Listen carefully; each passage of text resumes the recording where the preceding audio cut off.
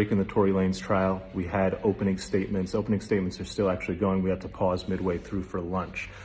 Better than TV. If you watch the prosecution's opening statement, you would say guilty. If you then watch the defense's opening statement, you would say, what the hell is the prosecution thinking, charging him?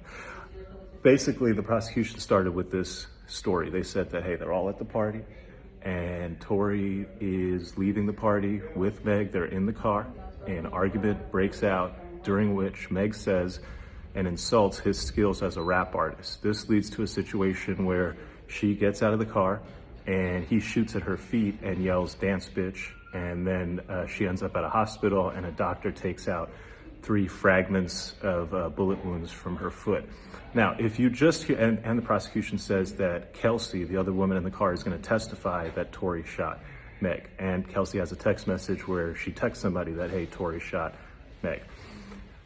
And then the rest of the prosecution's case is based on all these calls and texts where Tory's like, oh, I'm so sorry, oh, I'm so drunk. He never says that I shot him. He's like, oh, I'm just so sorry, I'm so drunk. So question what he's apologizing for. So that's the prosecution's case. Seems pretty easy. Then the defense comes up, and man, it gets spicy. First, the defense goes, they're not telling you about half of what's going on. The most important thing they're not telling you about an eyewitness who saw 2 women fighting, Kelsey and Meg. And so let's talk about why them 2 are fighting. Let's talk about how she was in the front seat. The gun was caught in the front seat. Let's talk about how she might have gunpowder. She does have gunpowder. Let's talk about how this has nothing to do with the fight between Tory and Meg and everything to do with the fight between Meg and Kelsey. And then the defense starts dropping the bombs. He basically says this, that they're in the car. Yeah, they left. But do you know why they left? They left because Kylie and Tory were in the pool together. And Kelsey and Meg both felt some type of way about that, to the point that Meg felt really some type of way about that. And she was really trying to go, to the point that eventually, because of how Meg is acting, this is according to the defense, Kylie Jenner goes to Megan Thee Stallion and says, it's time for you to leave.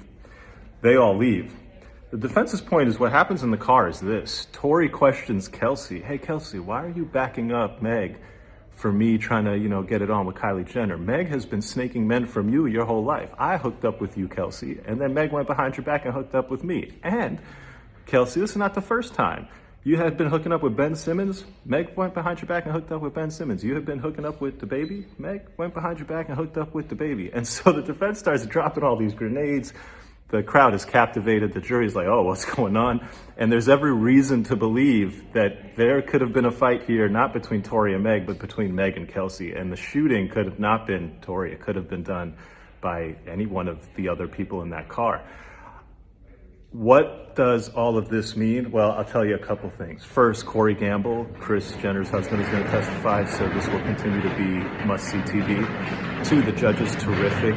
I expect a very fair trial. The lawyers on the defense side are terrific. I don't know what the government lawyer was doing, giving an opening presentation that made it seem like the most open and shut case ever, when in fact there are huge questions, including an eyewitness who saw 2 women fighting, suggesting that you have to explain that theory to the jury, and you didn't. So I don't love the prosecution's opening in that regard. Stay tuned. We'll have the full coverage here. It's up and it's stuck in the Tory Lanez trial.